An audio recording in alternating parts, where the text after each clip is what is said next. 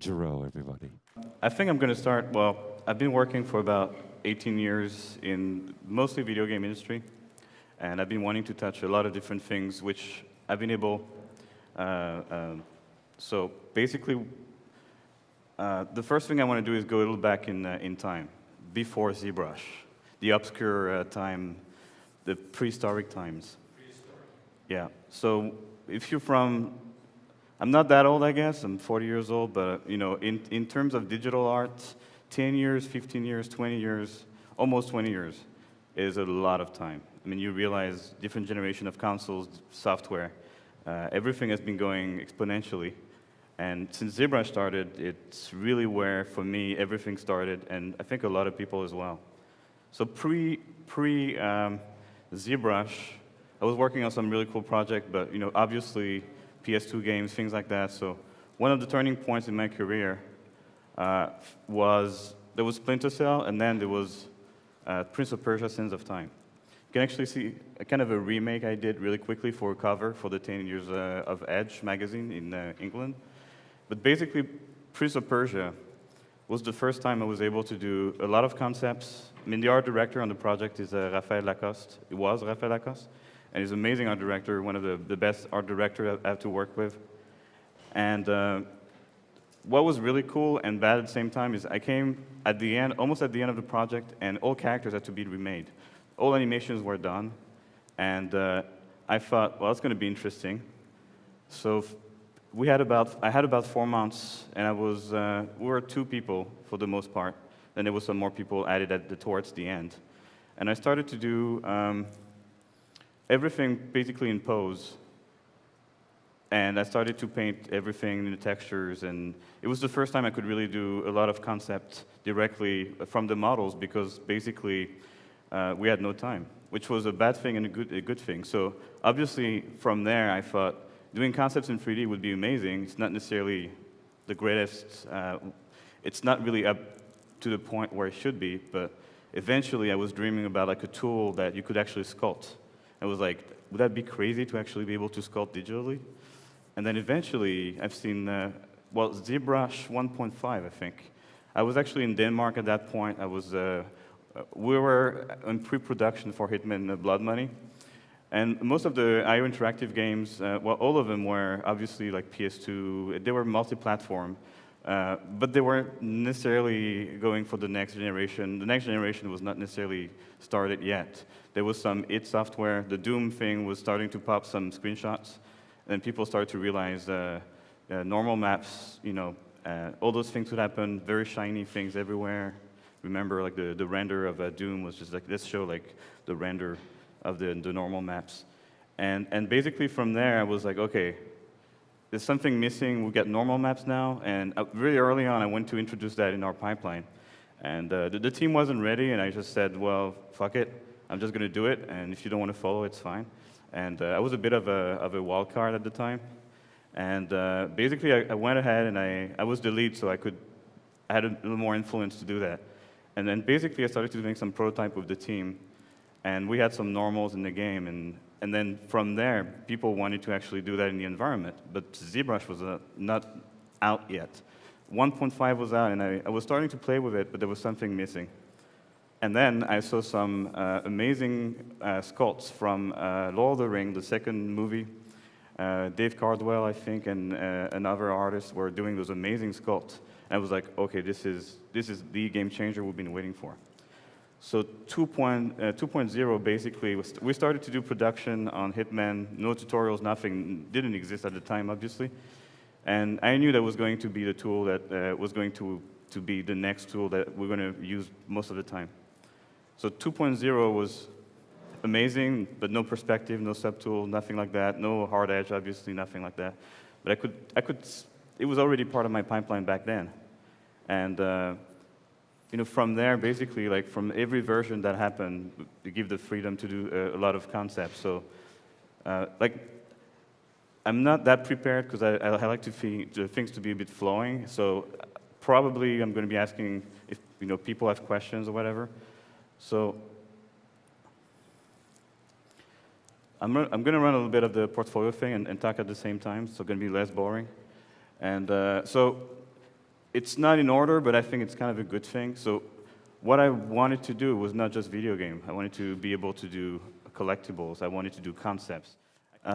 So the concept basically was my true love, and I had to switch at some point to 3D artists, like character artists. And back then, concepts and 3D were 100% separated. And there was almost no chance that you would be able to do concepts on a game or a movie or anything like that in 3D. It was out of the question. It was not something that was going to happen. And then I started to do a lot of concepts because I was like, well, it's got to be something that can be done in 3D. And then the trend actually started to happen. I remember like Avatar was one of the first movies I've seen from Scott Patton, and that's the right name, right? What's Scott, the name? Scott Patton? Scott Patton, yes. Yeah, like some amazing Avatar 3D concepts. I was like, okay, we are getting there. The game industry caught on a lot sooner than the video game industry. But I was like, this is the other game changer for me. I was like, I should actually jump on the wagon and make sure I got some concepts in my portfolio and continue doing that. So basically, like ZBrush for me is an amazing tool for game art, but mostly like in my heart for concepts, and now collectible, because seeing your art as a physical form is like the ultimate. It's still my art, so it still sucks for me. But seeing your things in reality just make it completely different. You start to think a bit differently. I don't know, it's weird. It's like the first time you see something printed, probably happened for a lot of you now because printers are available now, a lot more than it used to be. But for the first time I saw that, I was like, yeah, this is the other game changer. So I could see all those things happening. It was pretty amazing. So the presentation today is mostly, well, I didn't have a lot of time to prepare. Hello. But I think it was a good thing because basically with busy schedule and you work for a studio, and I work for Volta, by the way, which is I don't call it an outsourcing studio. It's a service studio. Basically, we do a lot of VFX. It's a new department, and concepts, but 2D and 3D. We do game assets. Basically, anything goes. We've done some collectible as well within Volta. But it used to be mostly 2D concepts. I totally forgot what I was about to say. 2D concepts, you work at Volta. Yeah, what do you do blah, for blah, Volta? Blah, yeah. But basically the bottom line is, yeah, the presentation, yeah, that's where I am. Presentation is basically about the 3D concept done within the same day. And I'm not necessarily saying like people should do speed sculpting all the time. It's nice for practice, not necessarily good on a portfolio. And something probably we're going to touch base on portfolio and all those things. The usual questions and concern of the community. But basically doing a concept within the day with colors, key shots, and being able to present something to the client that looks close to final is just crazy. It's just, it gives us a lot of freedom, and we're able to really break the barrier between, well, 2D and 3D barriers just starting to crack completely. I think there's no way to go back. Just like the previous presentation from Joe, like going from a 3D to, after that being painted, or all the way to a 3D, it doesn't matter anymore. It's just, I think it's just changed the whole industry. Sorry again. Presentations basically do a concept within one day and key shot. And I use a lot of the features I prefer from Keyshot. Also, you're going to see that I'm not that crazy advanced like Marco and Cedric going like crazy with those things, and it's like magic. Eventually, I will catch on, maybe, but I'm kind of old school in a lot of ways where new features comes in, and Paul and the guys say, hey, you have to try that, please try that. And I'm like, sure, I'll try it, and I don't. I'm sorry. And eventually I see people using it, and then I catch on to that. But, so like, what you're going to see is the usual time lapse, because I didn't feel like doing like a live performance. I kind of wanted to keep it kind of alive, especially because it's the last presentation of the day and people are tired. And by the way, like being here, like I jump all over the place. As you see, it's my style, I guess. Being here, first, I'm honored to be invited. And just meeting like amazing people that we've seen doing stuff on the internet, in ZBrush, legends and people that are new but doing amazing things, like really an amazing experience. And one thing that I noticed doing, I was in Portugal last week at THU. Trojan was a unicorn, and it's crazy how you realize how many people doing art. The people who kind of made it, I would say, have the same kind of speech. You know, like sacrifice of time. You know, like you have to do it. Like Furrier was saying that, and I think most of the things Furrier have been saying will reflect, and there's nothing I can do about it because that's how things are. So I don't know if at that point there's already questions, because that will kind of help me to. Questions on the floor? I got no digital ones yet. So basically, it's the same process as what Furrier was saying. It's basically blocking, finding shapes, and from there, making mistakes all the time. And I'm not the first one saying that, but happy accidents. It's really, especially when you do something like an alien or a pure concept. Obviously, when you're doing production work, there's less happy accident because you know exactly what kind of body type or things like that. Usually, when you start production, every skeleton is set, and there might be a bit less freedom. But when I start doing concepts in ZBrush, I want to start fresh from the sphere. And I'm not the only one doing that, and I think it's a really good thing. And one of the things that traditional sculptors do, and that we should do all the time, is restarting your things, restarting your anatomy. And I mean, Scottyton was here today. I'm not like a master of anatomy like he is, but I went to his workshop, and I mean, obviously understanding anatomy, when we get the question, what should I do just to get better at the character? Obviously, anatomy, silhouette. I mean, you get better from there. And I had people showing me the portfolio and going all over the place in schools. This is render, this is speed sculpt, this is it. What do you want to do?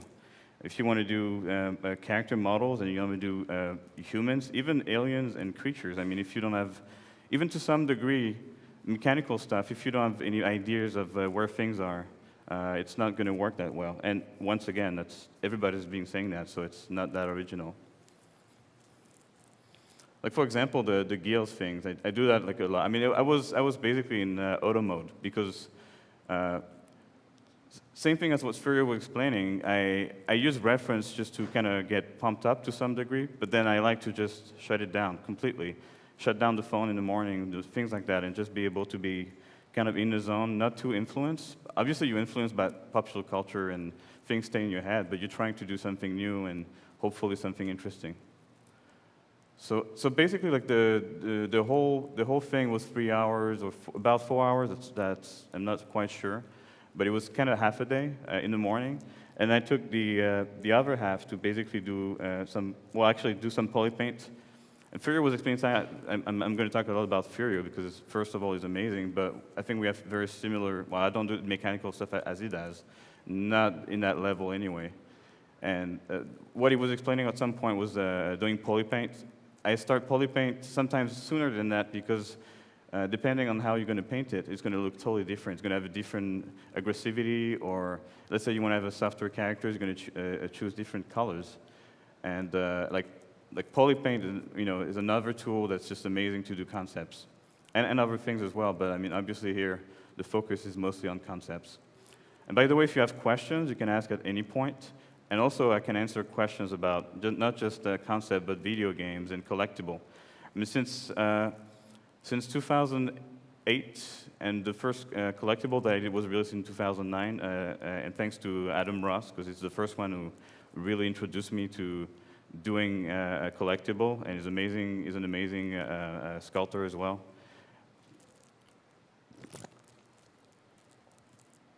Sorry about that. So yeah, the first collectible that I did was the Ninja versus Snake Eyes versus Ninja from Sideshow Toys, and I mean that was amazing because like saying that you want to have something in your portfolio that will be a statue, and having an actual product in the market that was the first thing that could like open the door for the collectible business. And I'm not too deep into the collectible business as some people are full time, but I'm starting to catch on. And this is kind of a concept and collectible, and concept collectible would be the actual best. Doing like like some other artists actually doing their own IP as bust or characters. So I mean, you know, like there's nothing new. It's just finding the shapes and just pushing things and just having fun with it. At some point, it looked like a bit like Ultron, so I had to, you know, go. Probably I'd have seen the Avenger like just the day before, so I had to change the design. Like, you get influenced by all those things. Like obviously, like when you try to do something more like soft spots, you're trying soft areas like around the eyes. You're trying to do, you know, more pink around the gills, and you're going to try to go for materials, and also how you sculpt the material, not just the actual material in Keyshot or ZBrush, is really going to influence how it's going to look at the end. Something shinier, something harder like plates. You know, I mean, this is not necessarily super inspired, but the idea was just to go full speed and just see what could come out of it. Any questions? Someone help me, please. You got one here on the floor. All right. Live on the floor. Coming.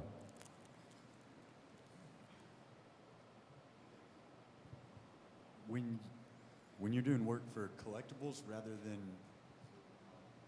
I can't hear. when you're doing work for collectibles rather than your own personal work, do you find the constraints you have to work under creatively, does it make it less enjoyable for you, or does it just change? That's a really good question, actually. I like it. I really love doing my own things, but at some point, doing something for someone else, and especially when the client, I mean, I just finished a piece from Sideshow that I can't show, and I'm probably going to do a new one starting like in 2 days. We'll see, probably. Yeah, you will. Yeah. Yeah, you will. And you know, I just finished some stuff from DC Collectible and XM Studios. And it's really cool because like a lot of the time you have to do a bit of the concept, even though it's a well-known character, well-known characters. They usually want you to have kind of your own twist on it to some degree. Sometimes it's maybe less, sometimes a little bit more. And when, for example, Sideshow, if you're able to do concept as well, they have amazing artists. I mean, the team that works on site, but also all the freelancers that work with them, like Martin Canale. Actually, Martin Canale, I never met him in real life, but first of all, amazing sculptor. But he was also super generous because he did that tutorial on cut and keys, the engineering part, which is cut and keys, which was unknown to me. I was really scared of it. And he posted that amazing tutorial on cuts and keys that you should all look for. And it's basically made everything very simple for cuts and keys. I've been using that technique for all the statues I have to engineer. So to go back to the question, it's basically, they're equally interesting.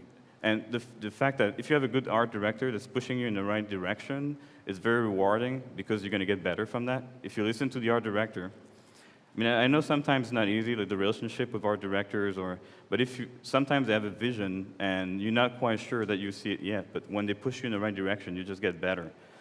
And so doing personal work is super important because most of the stuff I've been doing for the past years, I have entire projects that I've never been able to show. And obviously when you work 40 hours plus, and I'm saying plus, on games, you spend full days, so your work can be quite accomplished. The problem when you do concepts or personal work, you have to find all that experience that you acquired. They're going to help you to speed it up, but you can't polish things as much as the production work. You know, like if you're doing portfolio or fun stuff, it's got to be like all the way I sculpt things. It's so basic. And sometimes, if it's concept, I don't really need more than that, and I have some little tricks that I'm going to show, actually, like the little brush that I used at the contest and that people were interested. I'm actually going to show how to do that kind of brush really quickly in ZBrush. And it's very old school, but it's so old school that people think it's new school, right? Yeah. We got a question again here from the floor. Yeah, I don't know if I answered the first question correctly. It was good. You liked it. It was good. Because it was crazy. You came around to it. Yeah, it's exhausting for you guys. You mentioned that there was kind of like your first collectible bust that you did was kind of like a transition into that, and you starting in games and getting into collectibles. Can you talk a little bit more about how you made that jump, and like, was it something you had always wanted to do, or from collectible to games to collectible? Yeah. Well, actually, Adam was in Montreal. There was this event called Adapt, and he was a speaker, and I think he was doing a lot of things for McFarlane.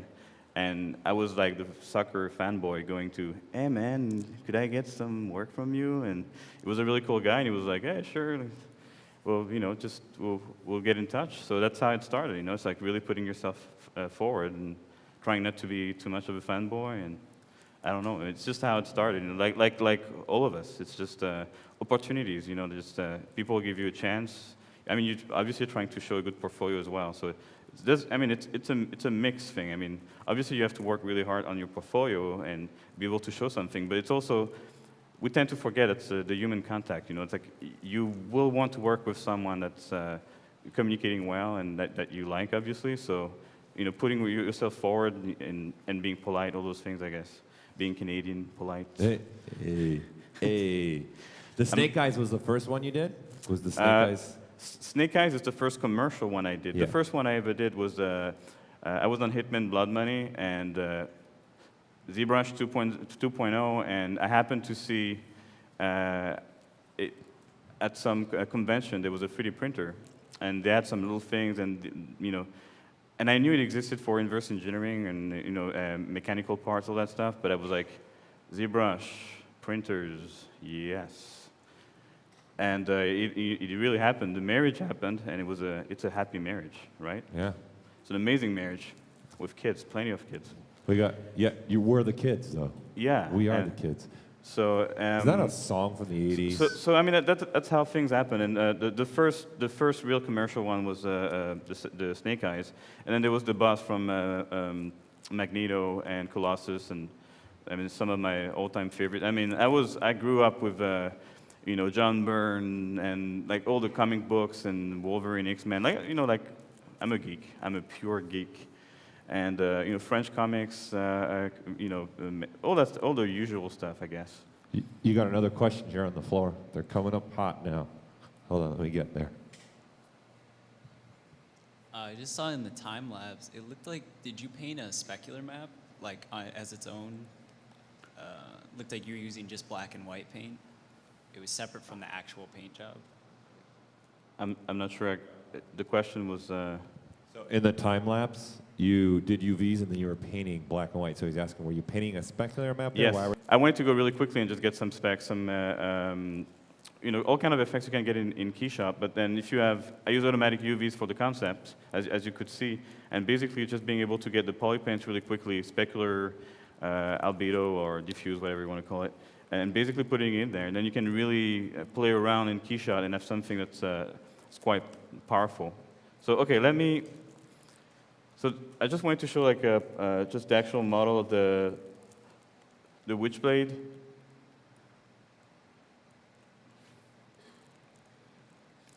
So I mean, thanks to the guy from XM and like all the opportunities and the work that I get. It's a kind of outside of work. The only thing I do outside of work is collectible. I kind of put a cap on other contracts. You have to you choose your battles, right? And knowing is half of the battle, apparently. G.I. Joe. Yes. So there's one thing that I've been doing in Keyshot since I started to play on the demo.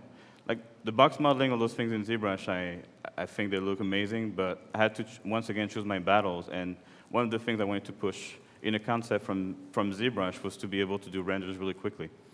And I mean, you could still do a lot of really good renders in ZBrush, but there's something about Keyshot that just makes it a little more interesting. And the really interesting part for me is getting objects to light. And it's not new, but the fact that you can do it directly in ZBrush and send it to Keyshot, you can try a lot of different things. You can do a lot of different passes. And so you don't have to do passes. You can also do the whole character could be, you could do a VR. So I don't necessarily go a lot in Photoshop just to paint over. I really just go with passes. And sometimes I try to get less passes, just almost pure render result. That way I can do a lot of turnarounds and things like that. So it's quite simple. Like the passes for the concept. It's basically getting Usually I do just a bunch of passes, and I end up using maybe 2 or 3 at the end, but I just want to have like an option. I really go for that kind of harsher light, and there's actually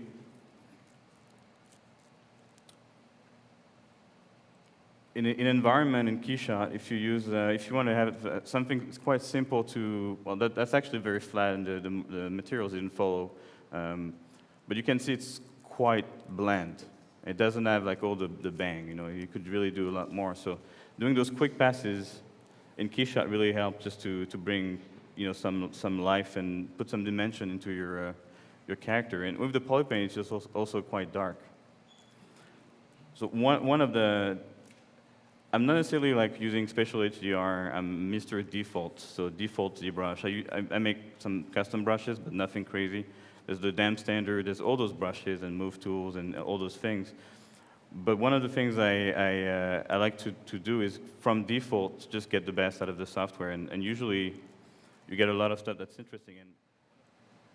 But basically, there's a shadow pass HDR. And by changing, you can really get light from under, light from above, like that. It's super simple to set up. So, you know, if the goal of the presentation is also efficiency. You want to be able to switch in Photoshop different lighting, and you can really just send different versions. I didn't really go on different version of the actual model, because obviously you could do a lot of things going back and forth into ZBrush and Keyshot, and basically go for horns, go for whatever you want, and give several versions to the client, because usually if you do concepts, you don't show one version, you show many different versions, color schemes, and things like that.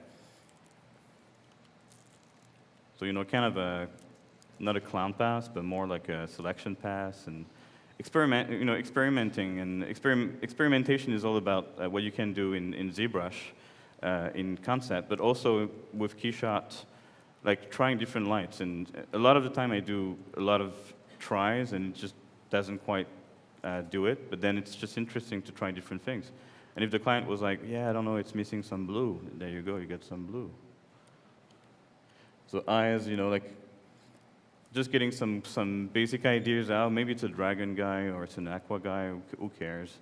Let's just put some effects there. So like, it's really dark, so you can't see much. But basically, it's just a Fresnel pass, just using the fabric material with just some simple lighting. And you can build like some really one of the things I like to do the most in Keyshot is also using basic shapes in ZBrush, and basically building kind of a lighting studio. And it's a really powerful a tool. It's quite simple once again, but so the big advantage is I can really play around. And what I like to do is I shut down the environment completely, the HDR, because then I can't really see what I'm doing, and I really play around with the planes that I created in ZBrush. I'm just going to activate the lighting as a visible object, visible to camera. And that's really cool too, because sometimes an object will emit too much light or will be too bright. And sometimes you just want to keep the reflection from it or duplicate the object, and then you get something that's cool and glowing, but not too glowy, and generates a light.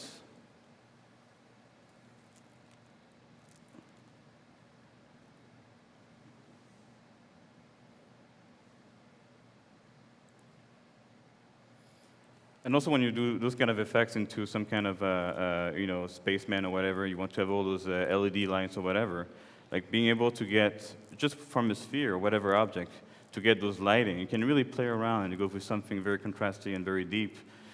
Actually, one good example, I guess, is, it's not by any means like a super good piece, but the interesting about that one that you already saw was doing like a really quick kind of a redesign thing, but keeping the old style, and be able to use the lights right away. You could really play around and getting those crazy contrasts. So this is like a lunch break, and maybe 2 or 3 lunch breaks. I don't remember exactly, but I was having fun with it, and like just playing with the translucency. Like very quickly, if you duplicate those objects in ZBrush, you can create this outside of a lens, and you can play around with just multiple lenses or whatever. Put an object in there that's actually a shape, like that, and really quickly you have some very, very interesting things, and you can play around with it. And there's a little bit of Photoshop, obviously, with the effects and stuff like that, but and also like all the scratches. You could also do it as a texture, but when it's just a concept, you want to get the idea out of the door and just get a little bit of weathering or whatever. And you could go crazy when the client actually, is okay with the concept. You can really push it to a final model, and it could be a game model. That's really the cool thing about the whole pipeline. Is usually if I start to do a character and it's approved, I can do the concept when I'm lucky. I don't always do the whole thing, but sometimes if I'm lucky, I can do the concept, the final model, high-res model, with topology, all those things, and polypaint, and you can also from there pose it in ZBrush and do collectible as well. And when you know like the rules of printing, like being watertight and have a certain size, you can still design things for video games and cinematics, but you can also think very quickly how you can make the piece that could be splitted to be collectible. So very quickly, like when I was doing one of the project I worked on that was really cool and it got canceled was from THQ, and really quickly I had a new team, like amazing guys like Marco, actually, it was his first job, and Cedric was there, and Jason Mark, and Jan Lee, and Jared, and I'm missing someone. But anyway, like, great team, and basically really quickly we started to do all concepts. And some guys were comfortable with it, some guys were not comfortable with it, but we started to do kind of those characters for that world and just having fun with it. And basically the idea was just to present not just the character models to headquarters, but also part of the presentation was going to be the printed models. So when they arrive in the room, they get those printed models, and the characters are there, and they also like on screen. It could be animated, and so it's a very powerful tool as well. I did that at one point at EA, and part of the presentation we actually gave the character to the execs out of the box, and it was kind of obviously they knew it existed, but it's kind of a new impact. I know like the movies do that a lot, like legacy effects and things like that. They got printers.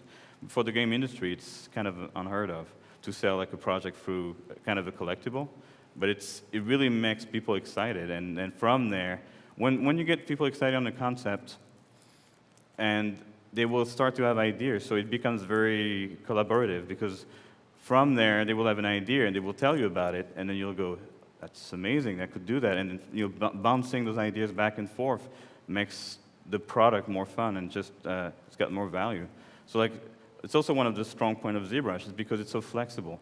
If you do collectible, you can decide, even if the product is not the video game or whatever, it doesn't matter. You have this range of products you can get from the same model. Go ahead. I was just curious if you could show us the final comp for that piece that you had in Keyshot. Oh yeah. No. Non. The final, yeah, okay, yeah, that's actually a good point. Thank you very much. It's kind of the final. You see, like sometimes I get so not caught into details that it's not that detail, because I go for primary and secondary and whatever. Blah, blah, blah. But details really last for me, and sometimes it's quite rough because it's somewhat irrelevant. Because first of all, you can do really quickly a pass for skin pores and things like that. And you can also do it in post-production, like in Photoshop. So I really tend to focus on that shape and colors and things like that. So for example, what I was explaining a little bit earlier is that playing with those different textures that I did quickly in ZBrush is just getting something different, just to show to the client. It's not like crazy different, but just playing around with different passes in Photoshop and go for maybe a darker look, just to get the emissive. It's not a true emissive, because I took a shortcut. I basically do indeed 100%, the materials, the self-elimination, and just you can comp it inside Photoshop. Okay, those are forbidden. They're Toolbag 2 models. No, I'm kidding, but the thing is, I'm still going to show it because basically, as much as Keyshot is an amazing product, since I've been working in the game industry, having also, like, since Toolbag is also supporting the vertex paint, you can actually do a lot of things from ZBrush. So it's really good because you can do a lot of early testing directly also on your tool while you're real-time scene. So you can really experiment with those textures really early on from a concept to a game res model that you could import into Unreal or whatever other engine. So it's really powerful. And one thing I do in concepts in production, and it's been I think it's been a trend and people have been doing it more and more, is basically getting kind of a dummy model with pre-skinned and really quickly just change the skeleton so you still have the animation that you know, and basically you can really just play around with ZBrush, and in a very quick manner you can just play with shapes, and you can send it to the animator, and the animator can actually be part of the process in concept, and that's, for me, that's the game changer. If you do archetypes and different creatures, if you're able to send that character within the same day, sometime within the same morning, then the animator first of all feels that it's part of the concept, which is actually true, and his performance is going to reflect the concept as well. So it becomes very dynamic, and it's like this back and forth that happens a lot earlier than usual, and that's one of the things I've been trying to push as well. And and the animator is going to help you also to figure out all those things, but it makes it a more powerful concept because it's also technically working in the engine within a few days, and not perfect and polished, but. There's a question here under the hot red lamp. Hi. Could we get the volume of the microphone a little louder? Because I'm not Hi. hearing it. Oh. Is that good? Sorry. Hello. Hello. I had a question. So you poly painted in some of different lighting tests, like the emissive lighting under the gills was like something that you tried, and you did some other things just straight in poly paint. And I had a question: when you're trying to get like the final look of a shot, how much do you rely on painting directly, like painting on lighting effects or stuff like that, or relying on the materials of the render in Keyshot to get what you want? Could you summarize the question? Painting the lighting and color in directly, or applying the materials in Keyshot or the renderer to get the look that you want? What's the best? Well, like how much do you do both?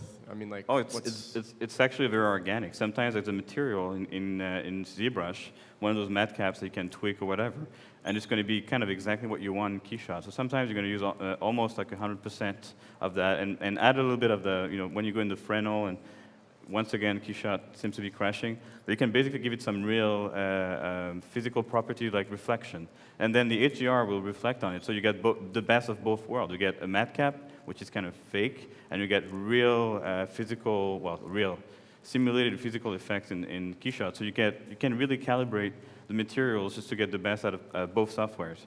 And the polypaint, sometimes you don't need it, sometimes you might need it, and you can experiment with how much you see it. And sometimes I don't use the matte caps, but most of the time I do because it renders just quicker, and you can really fake some translucency. And because if you do concept, I did that. The pass I did for the skin, actually, I used a real SSS, and it took me more time for that pass to actually do the whole concept with polypaint. It was like 5 hours, 6 hours of render just for that pass.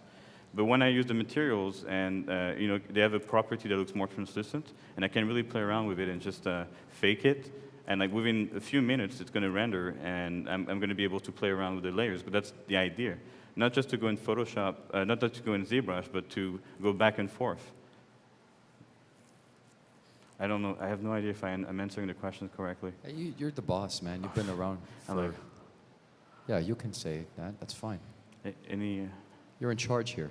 I want you to say it with me. You're in charge here. I'm in charge here. I used to write that on the board when I was like a younger kid. I don't know if people are interested in knowing those old school brushes, tricks. People love tricks, right? You want to see some tricks or some treats? How about some tricks?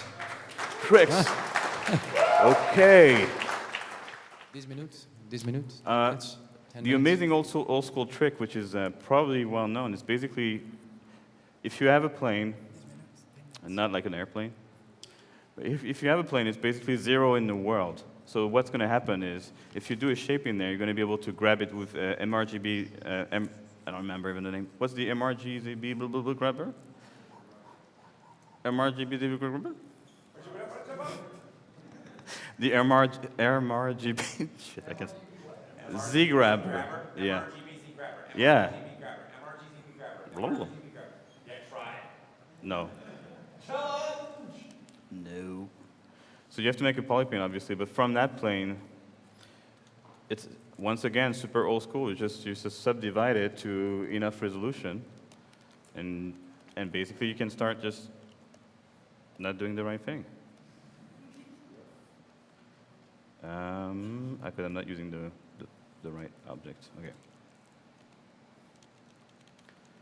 So, no, maybe not 4 million. It's not really necessary for that kind of brush. So the magic brush from yesterday, I'm going to remake it for you, and you're going to be amazed. Not. It's about that simple.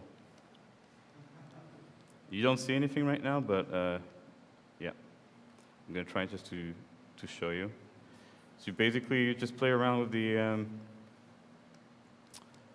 you sculpt your shape in, you make sure that everything's at 0, and you can basically play around and do something super quick.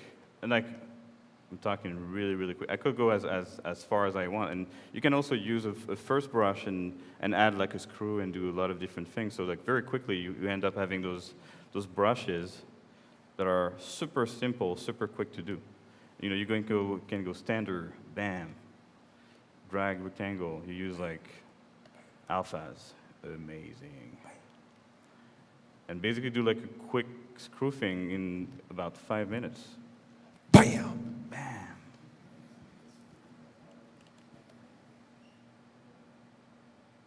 Who cares? Like, it's just whatever. But the interesting thing from there is whatever you're going to grab in that position with MRG ZBrush. Very official. Very official. Like it. I think you want to get the whole, oh shit, the whole thing basically in full screen. Like it's an old trick, and I haven't done it in a while, so there's some things I might forget, so bear with me, please. What's the ultimate cover? Yes. Where? Oh, here. It's 15. No. Do not switch. Okay, I'm going to go numerical input. So basically from there, you can have a modifier, and I think you just basically go kind of like that with the shift just to control, to have a perfect square crop. You can actually go smaller. You don't have to go crazy like that. And what's going to happen is going to generate an alpha. The problem is, you notice, basically, the screw is going inside, so it's not going to work because the alpha is going to actually do the opposite of what I want. And I got a crazy trick. Are you ready for that? It's not really that great. I'm ready. You go on the other side. Well, now it's not an object anymore, so I have to, okay. I drag it again. And I go double side. Ooh. If I can find it. Display properties. Display. I need you at home, actually. Could you work with me? Like, you can tell me about? Right there. There you go. Double. And then what you do is you basically grab the opposite. And then you'll get, maybe like right now the brush is a little too crazy, so it's going a little too much inward. But you do the same thing again. MRGB grabber. It's getting better.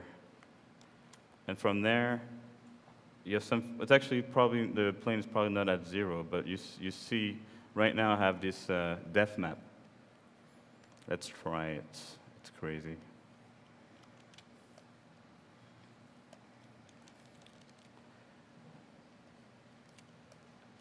So you can try drag rectangle. We get I can change the actual alpha directly in there and just get more black.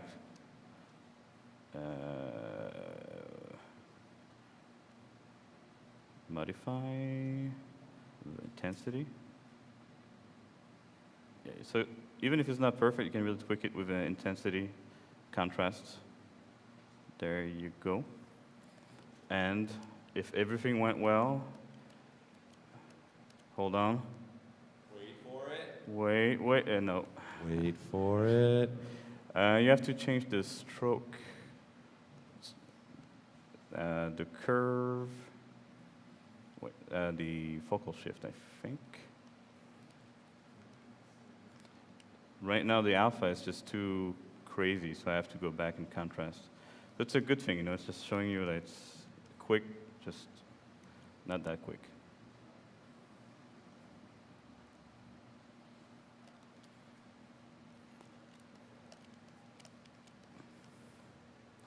But you get the point. And when the settings are right, basically what you get is a perfect shape that you can reuse.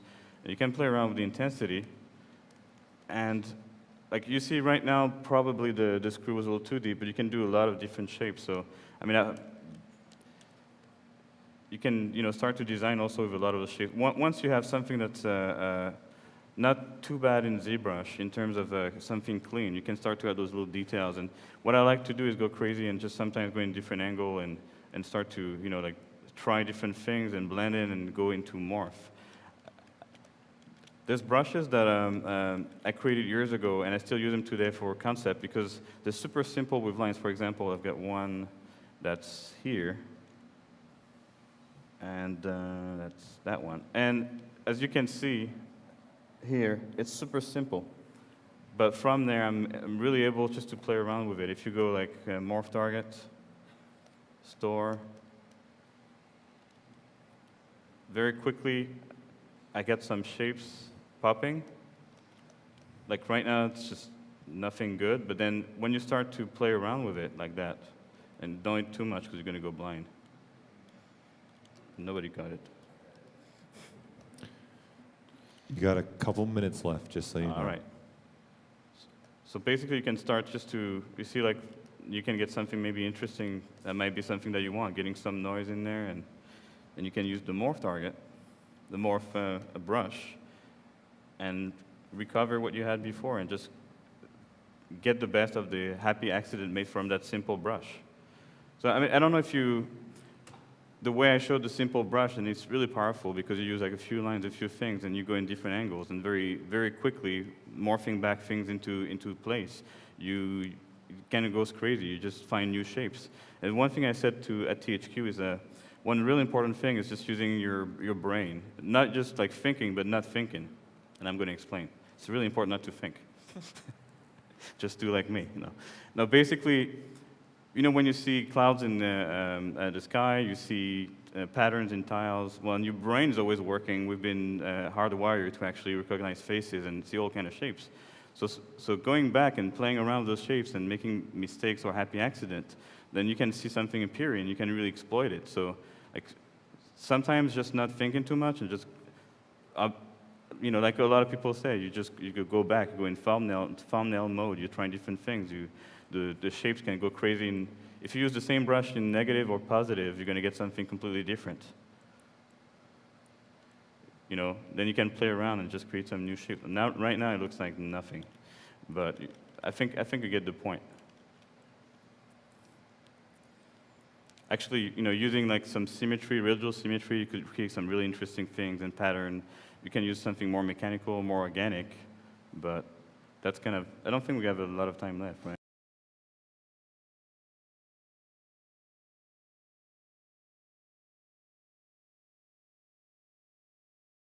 All right, David Giroux, everybody.